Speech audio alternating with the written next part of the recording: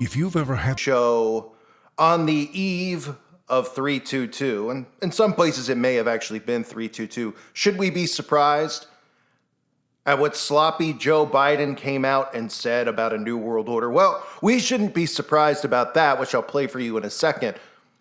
But the fact that it's trending on Twitter and the fact that people are discussing it as if he's trolling people, as if the phrase New World Order has nothing to do with a globalist world order of control and power over the civilians.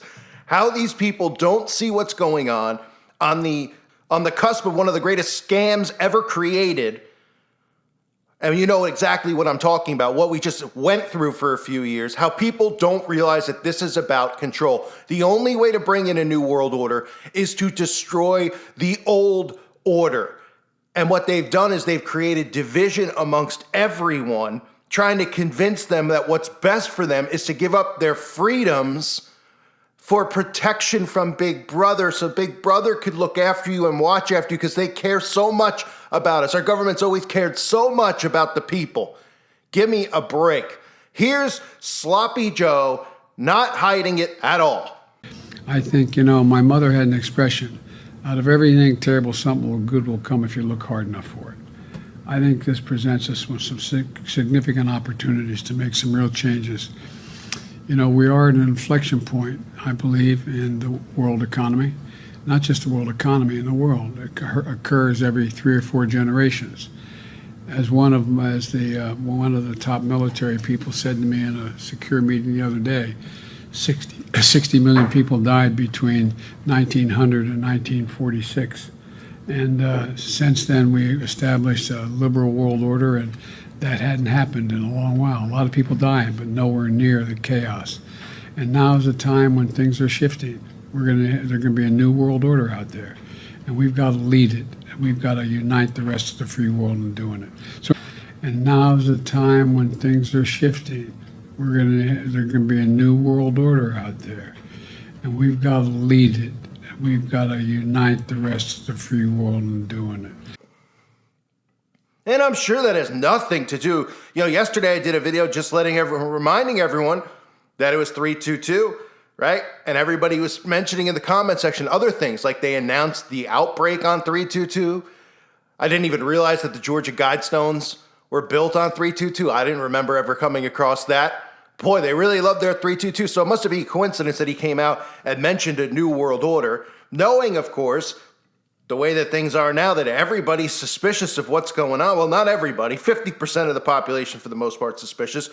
40% of the population is completely just unaware and oblivious. And then 10% are just extreme to the left, who are just just the dumbest people, the dumbest species that's ever existed. Because to be realistic, they're not human. So you have him saying that. And then the problem is when it's trending on Twitter, all you read about is the left-right.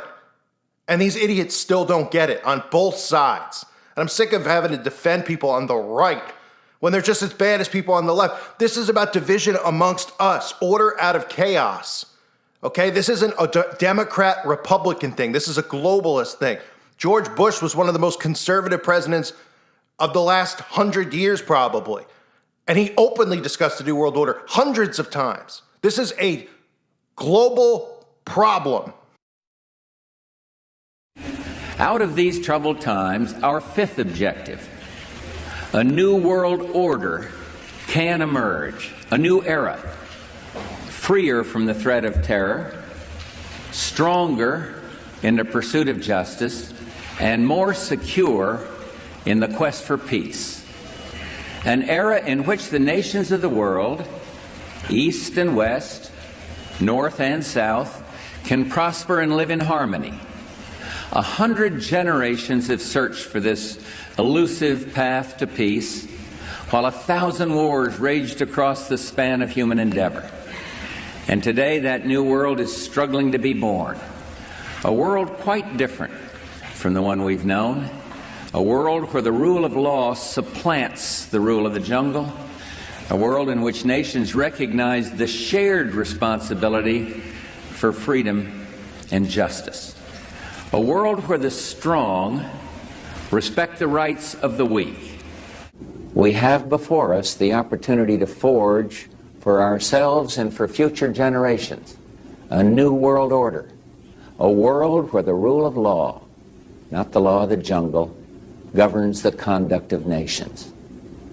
When we are successful, and we will be, we have a real chance at this new world order, an order in which a credible United Nations can use its peacekeeping role to fulfill the promise and vision of the UN's founders. What is at stake is more than one small country. It is a big idea, a new world order, where diverse nations are drawn together in common cause to achieve the universal aspirations of mankind: peace and security, freedom, and the rule of law.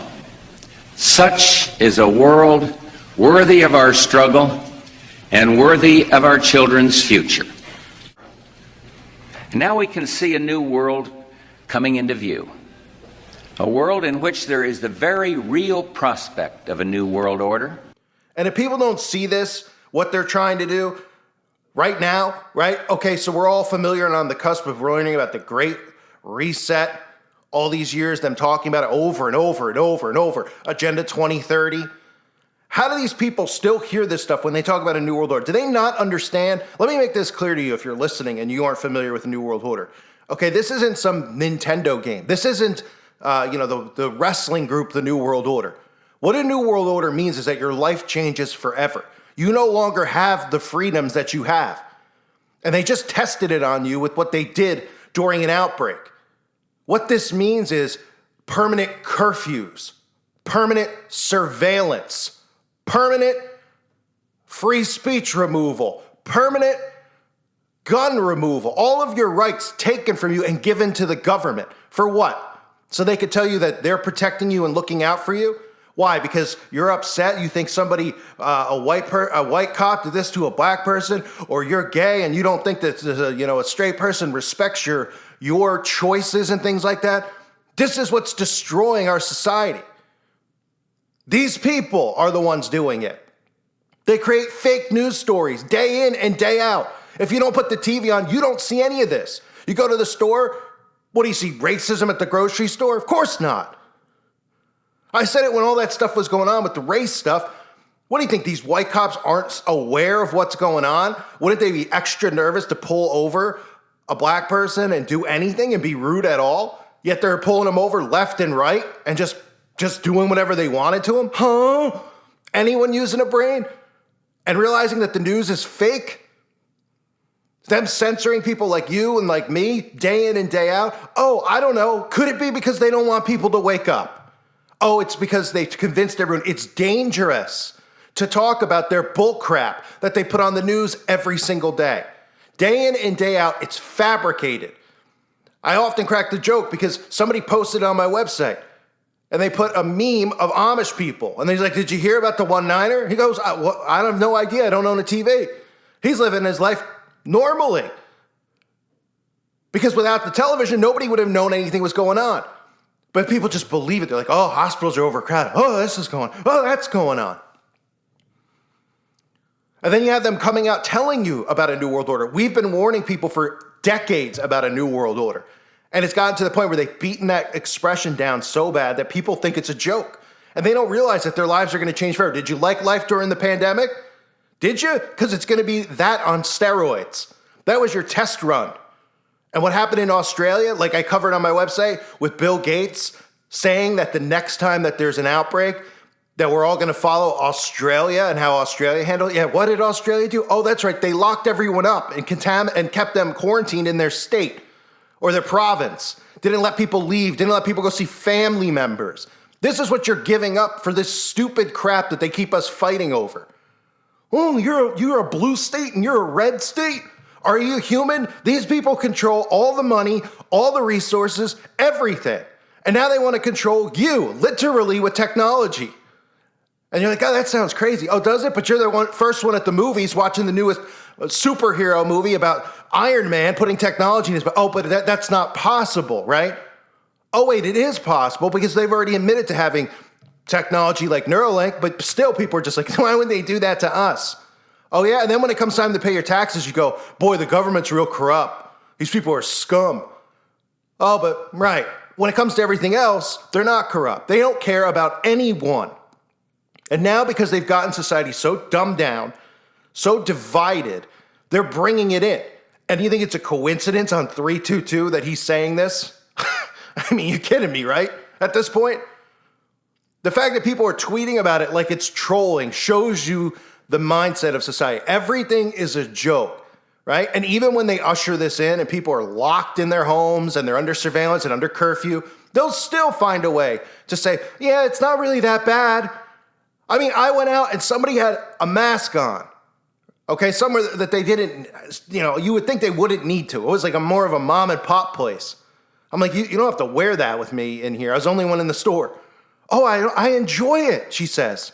I like it. It's real soft on my face. Huh? What are they all, brain dead? Clearly they are. And because they're prideful and they think they know it all, these people are going to be the death of our normal lives are over. And what's funny about it is everything's inverted, right? All we've heard of the celebrities talking about, oh, the people didn't take the potion. We want our lives back, and you're taking that freedom away. And these idiots are actually convinced that that's the truth. When they're willingly putting something in them, they don't even, it has gotten to a point where it's so ridiculous. Is there even a point anymore in screaming at these people? I mean, most of the people listening to my channel we're all like-minded people. You're all awake. And we're all in this together. We're all trying to do what we can to survive at some point when we're off the grid. Because if you don't think a power grid shutdown's coming, what planet you living on? Oh, right, the one where you believe in you believe in all this stuff that keeps happening, right? They're telling you they want to reset. There's an outbreak. The outbreak disappears overnight and gets replaced in the news by war, right? The threat of almost like the Soviet Union, right? Being returning to prominence, a new superpower, so to speak, right? You don't hear anything about the other thing anymore. Right now, you will when it comes time again to go run and get your boost, and those same people will go and get it. They know that they will because they've got them wrapped around their finger. These are the people in life who you look at. You probably have a friend like this, or you're probably friends with people who are obviously like this, and they're suckers. They're just complete suckers. They believe everything they hear. They get walked on their entire lives. They wonder why things don't work out for them, and they blame it on the most ridiculous crap. And you're just like, man up, grow a backbone, and deal with it. And they don't. They're suckers. They believe what they hear. It's a television set. It's not hard to figure out what they've been trying to do, right? When you control the media, you control the narrative. Pretty simple to figure out, right? And for those who think, well, there's the left narrative and the right narrative, they're working together. You know why? Because it's as simple as that. It's as simple as people in secret societies taking different sides in office, causing friction, causing division, causing a left-right paradigm, rising to positions of power through being selected by their peers, and then when they're in, they just go back and forth with each other, and everyone thinks it's real. They don't think that these are actual actors. You just had a president who was a reality TV star. Now you got one that can't even complete a sentence. This guy can't even complete a sentence. The guy is so stupid. A sentence. Right? He's talking about building a wall of magic potions a couple of months ago or weeks ago at a State of the Union. And people still hear this stuff and they just laugh everything off and dismiss it. As if we don't have rights as citizens. They're like, you don't have a right to free speech. You don't. Yeah, we do. These people work for us. We supposedly elected them. They work for us. And nobody goes, yeah, the president's only supposed to make $300,000 a year. Oh, why is it that these guys own like 7 houses and all these rich places that no one can get to, like Nantucket, places like that? Oh, you don't know. Maybe they invested in some stocks. Oh, you think the whole thing's a scam and rigged for them to gain more power? And now you want to give up power to these people? They come out and say we need a new world order. And people don't realize what that means. They're ready to see Zelensky on America's Dancing with the Stars. They're ready to see Zelensky rolled out on Jimmy Kimmel and Jimmy Fallon and get his rear end kissed. Because that's what these people are, soft cupcake snowflakes who have pretty much just squashed and are squashing our freedoms here and around the world. And for them to sit there and go, they don't really mean it, a new world order. Oh no, these guys who, skull and bones, Bush himself, Biden, this, just coming out constantly talking about new world order at the, the World Economic Forum, talking about a new world order and a great reset, which would mean if you're pressing the reset button, what happens? Here, okay, let's think about this. If you're playing Sega Genesis or PlayStation or whatever you have, what happens when you press the reset button? You start over, right? You start over. So say you're playing Zelda and you got all these coins, right? Oh my gosh, does Zelda have coin? No, I don't know what Zelda has. Diamonds, I think. Rubies. You have 100 rubies. Okay, if someone presses the reset button, you now have 0 rubies. You have no sword. You start over. That's what it means. It doesn't mean, the great reset means we're all going to hug and kiss one another and we're going to be tolerant of people that have opposite opinions of us. It means a reset economically, how the world is run, the death of capitalism, people living off of pretty much Soylent Green that's given to them by the government. I mean, how people don't see this. That's what a reset is. So when they tell you that they're planning a reset and a reset's in motion, then they come out and they tell you it's a new world order. And you see Zelensky and you see Putin and you see all these guys hanging out with Klaus Schwab, with Joe Biden, all of them. They seem to get along at these meetings, right? Pictures of Putin and Biden, they seem to get along when they meet at these meetings. And then, of course, then there's this huge conflict, right? And who's the common denominator there? Well, you have Schwab, who also has Bill Gates speaking at these things all the time. And as citizens, we're actually allowing this to occur. As long as you don't let what happened in Australia happen wherever you are in the world, then you maybe have a chance to survive until the trumpets sound.